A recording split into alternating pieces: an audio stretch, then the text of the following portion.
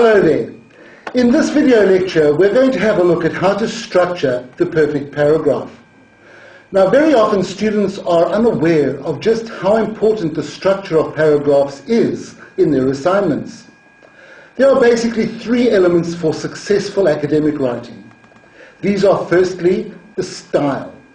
Academic writing requires a formal style. You won't write an assignment in the same style as you would write a letter to a friend. Then, correct punctuation is an integral part of formal writing. And so you must pay attention to your punctuation. But perhaps the most important thing to get right in your academic writing is your paragraphing.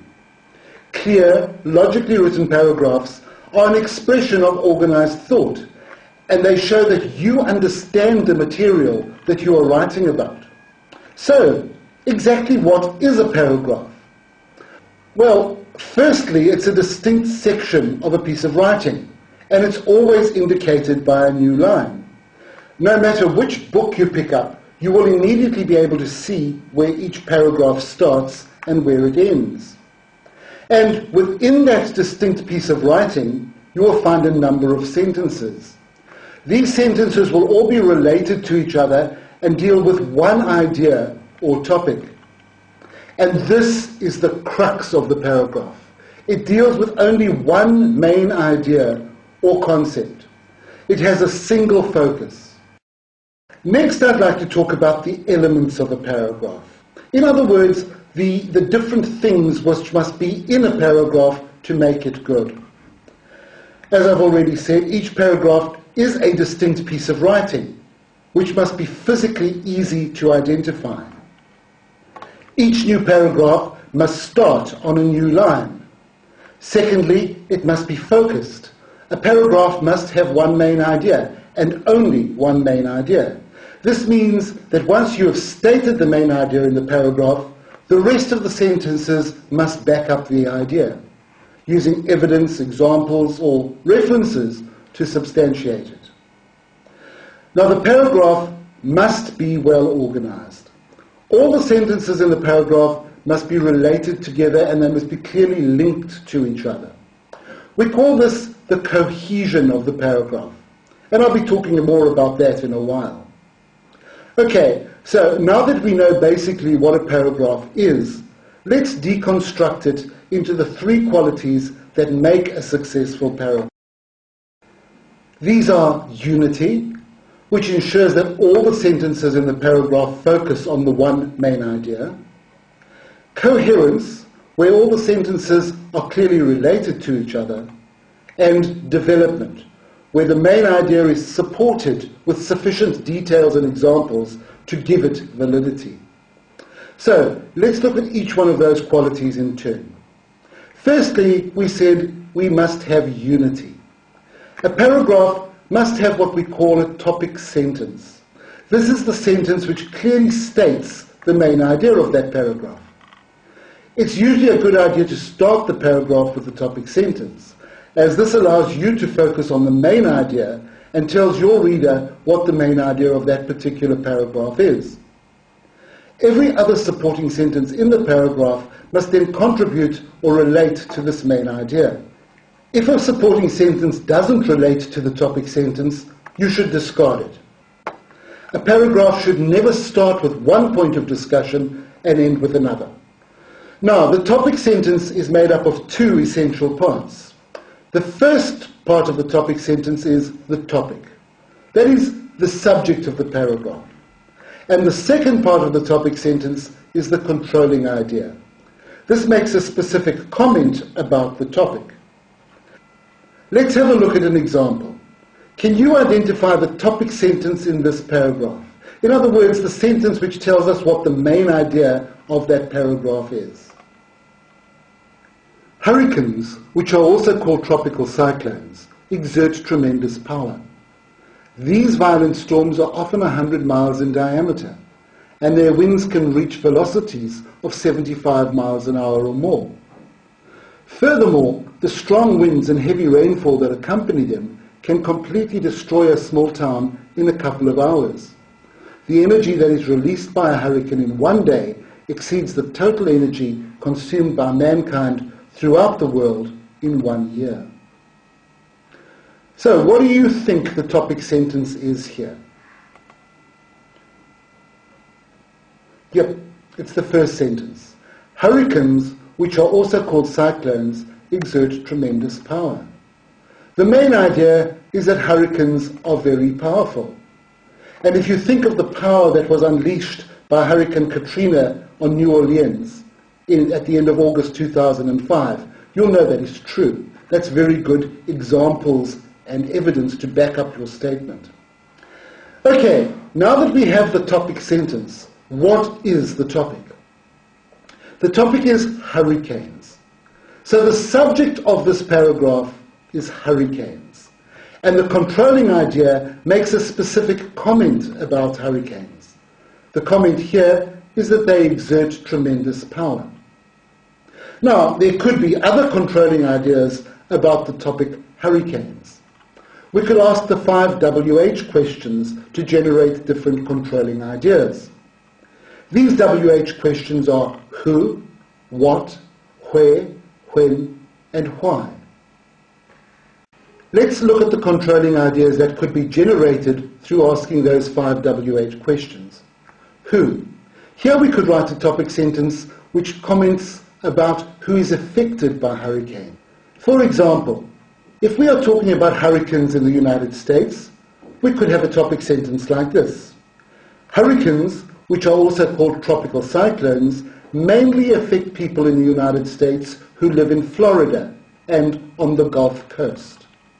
Here, the topic hasn't changed. It's still hurricanes. But the controlling idea makes a very, very different comment about hurricanes. Let's look at another example. Ask the question, what? Here the controlling idea will focus on what hurricanes are, not how powerful they are or whom they affect.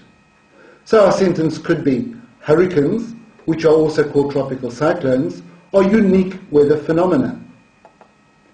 The rest of the paragraph will then go on to discuss what makes them unique. Okay, let's move on to asking the question where. Hurricanes, which are also called tropical cyclones, regularly occur in 7 cyclone basins around the world. When? Hurricanes, which are also called tropical cyclones, regularly occur in summer and in autumn. Why? Hurricanes, which are also called tropical cyclones, are caused by warm ocean waters and thunderstorms. So, here we already have 6 different controlling ideas about hurricanes, each one creating a new paragraph. If we were writing a descriptive essay about hurricanes, we will already have 6 paragraphs. All we need to do is flesh each paragraph out, and we would basically have the body of our essay in place already. I can't emphasize enough how useful the WH questions are when you are planning what is going to go into each paragraph, regardless of what the topic is. You can also ask the question, how, to get a further paragraph if needed. So, that should help you understand what the topic sentence is all about.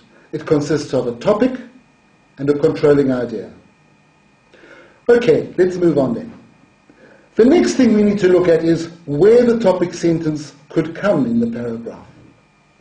I think it's best to make the topic sentence the first sentence of your paragraph. But this isn't set in stone. If the topic sentence is first, however, it's very, very useful to you as a student at undergraduate level because it focuses you on what the main idea in the paragraph is about. And also it indicates to your marker or your reader exactly what that paragraph is going to deal with. However, if you want to become creative, you can put the topic sentence elsewhere in the paragraph. It could be the last sentence of the paragraph, or it could be the first and the last sentence, like a sandwich, particularly if it's a very long paragraph. Or it could be stuck anywhere else in the paragraph. So there is no hard and fast rule about the position of the topic sentence. Let's have a look at a couple of examples. Can you identify the topic sentence in this paragraph? Remember, look for the main idea. Does a hot, humid summer's day make you feel grumpy? Does a rainy day make you feel depressed? The weather seems to affect people's moods. Hot weather makes some people irritable, while others love the heat and are very happy and cheerful on a summer's day. Others don't mind the heat, but say they hate it when it is humid, because the humidity makes them tired. So, what do you think the topic sentence is? Yes, it's the weather seems to affect people's moods. All the other sentences are explaining why it affects their moods and gives examples of how these moods are affected. But you can see how they all contribute to the unity of the paragraph, how they focus on that one main idea. So in this paragraph, the topic sentence is tucked away inside the paragraph. Let's try another one. What do you think the topic sentence is in this paragraph? In most schools, courses are offered in English, maths, science, geography, history, and physical education. Some schools also offer art, music, industrial science, home economics, computer science, foreign languages, business studies, and even agriculture lessons. A lot of schools provide the opportunity before, during, or after school for students to participate in sport, cultural clubs, and other activities. Schools are also there to help students with problems, reward students for achievement, punish students for unacceptable behavior, and in some cases, even to feed students, in addition to educating them. Schools address a large variety of needs. Did you find the topic sentence? Yeah, in this paragraph, the topic sentence is the last sentence of the paragraph. Schools serve a variety of needs. And once again, the other sentences explain what these needs are and give us examples. Now, from these examples, you can see how the unity of the sentences focuses on that one main idea. Right, let's move on to the second quality of a successful paragraph that I mentioned. That is coherence. Let's take a closer look at this. Coherence deals with how all those sentences in the paragraph are clearly related to each other.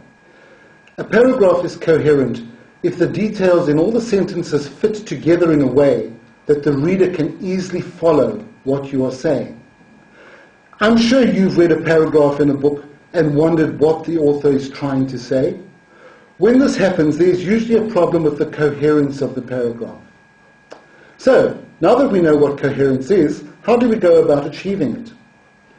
Well, if we create logical bridges from one sentence to another, which allows the same idea of the topic to be carried from one sentence to the other within the paragraph, then we should create coherence. Now, we can build these bridges in a number of ways. Firstly, we can just simply repeat key words. Let's go back to our paragraph on hurricanes and see if we can find key words being repeated. Hurricanes, which are also called tropical cyclones, exert tremendous power. These violent storms are often 100 miles in diameter, and their winds can reach velocities of 75 miles an hour or more. Furthermore, the strong winds and heavy rainfall that accompany them can completely destroy a small town in a couple of hours. The energy that is released by a hurricane in one day exceeds the total energy consumed by mankind throughout the world in 1 year. Now, what is the obvious key word in our topic sentence? Hurricanes. So, is it repeated anywhere in the paragraph? Yep, there it is. Now, another way to build cohesion between sentences is to substitute keywords with synonyms. Synonyms are words that almost mean the same thing. So let's look at our paragraph again and see if we can find any synonyms for hurricanes.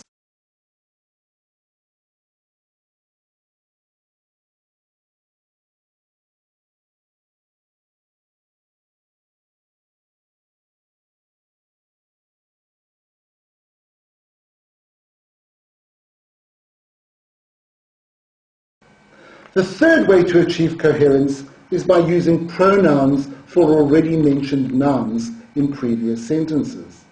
In our paragraph, we have them. Who are they? The Beach Boys? No, they're the Hurricanes. So here the pronouns are referring back to hurricanes again and building bridges between those sentences.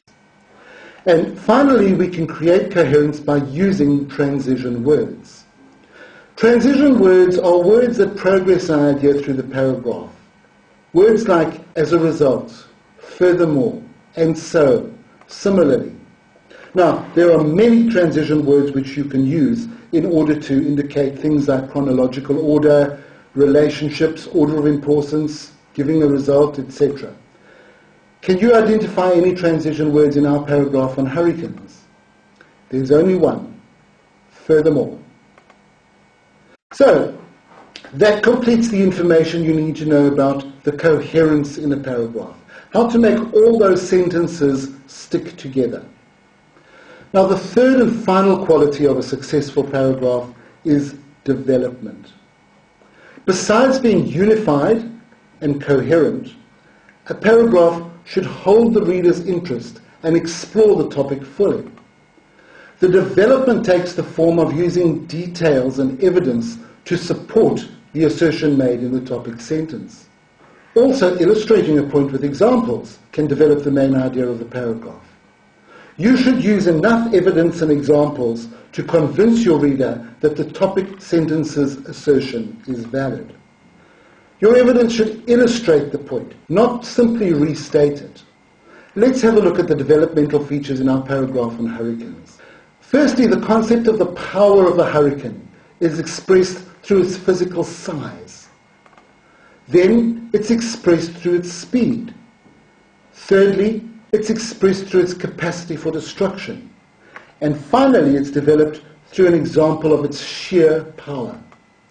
These four explanations and examples develop the concept that a hurricane is indeed powerful, by giving evidence to substantiate this claim.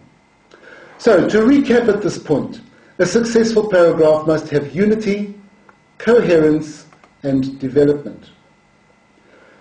To structure and develop a paragraph, we can use the TEE rule. T stands for topic sentence. Make sure your paragraph has a topic sentence. In our paragraph, the topic sentence is, hurricanes are powerful. The first E stands for explanation. Explain the topic sentence. Why are they powerful? Because they are large, because they move quickly. And the second E is for examples or evidence. The evidence of their power is that they can destroy a small town in a matter of hours. So let's have a look at a diagram which represents this structure. Firstly, we have the paragraph, which has a topic sentence that introduces the main idea of the paragraph. The topic sentence is divided into two parts, the topic and the controlling idea. The controlling idea then is explained through supporting sentences. And the supporting sentences are illustrated with examples and evidence. Now, some paragraphs may not have a concluding sentence. This is not always necessary, and it isn't customary for every paragraph to have one. However, if the paragraph is particularly long, a concluding sentence helps summarize the main points of the paragraph to the reader. It gives the reader a final comment on our topic and leaves them with the most important ideas to think about. Let's have a look at a paragraph which does have a concluding sentence. Gold, a precious metal, is prized for three important reasons. First of all, gold has a lustrous beauty that makes it suitable for jewelry and ornamental purposes. Secondly, it is resistant to corrosion. For example, an ancient Roman coin remains as untarnished today as the day it was minted 2,000 years ago.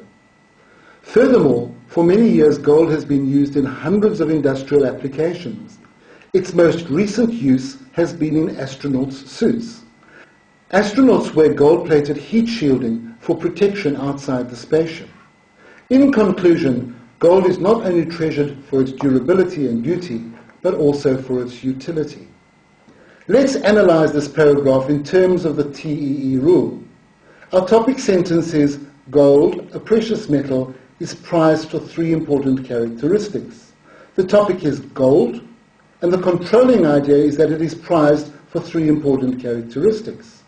Right, now we must explain the controlling idea. Why is gold prized? What are those three characteristics? Well, firstly, it's beauty. Secondly, it's durability. And thirdly, its utility.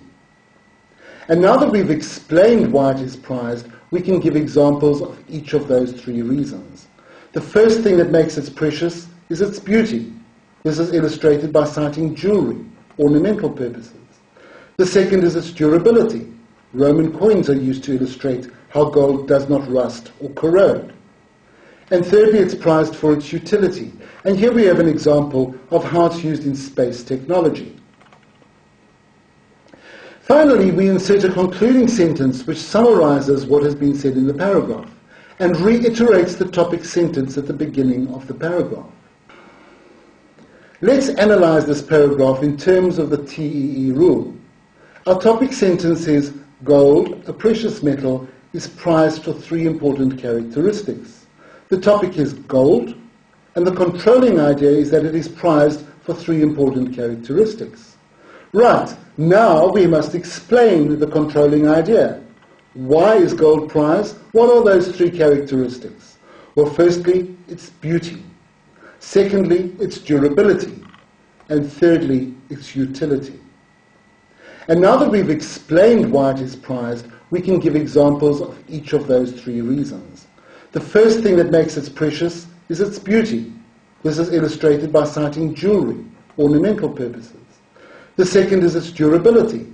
Roman coins are used to illustrate how gold does not rust or corrode. And thirdly, it's prized for its utility. And here we have an example of how it's used in space technology. Finally, we insert a concluding sentence which summarizes what has been said in the paragraph and reiterates the topic sentence at the beginning of the paragraph. All right, now it's time to move on to two paragraphs which will be slightly different. These are the introductory paragraph and the concluding paragraph. If you watch the video lecture Writing Good Essays, you'll be aware that a typical essay consists of an introduction, a body, and a conclusion. Now, the introductory paragraph will go into the introduction. Let's first look at that introductory paragraph. It's very, very important, and it must do three things. Firstly, it must state the topic of the assignment and briefly comment on its importance. It must capture the reader's attention and get straight to the point of the essay. Secondly, it must state the assignment's main argument or the main issue that's going to be discussed. You can often summarize the main argument in one or two sentences. Remember, a provocative argument grabs the reader's attention. And thirdly, it must give an indication of how you intend to answer the question. State your plan so that the reader knows what to expect. This is particularly important for undergraduate students. All right, let's have a look at an example of an introductory paragraph. This is an example of an essay for a marketing paper. Firstly, we have to state the essay's topic and capture our reader's attention. Let's try that. Marketers often quote Coca-Cola as being the greatest marketing success story in the Western world. However, they overlook a crucial competitor. The greatest marketing success in Western history is surely Christianity. Now next we must state the main issues to be discussed.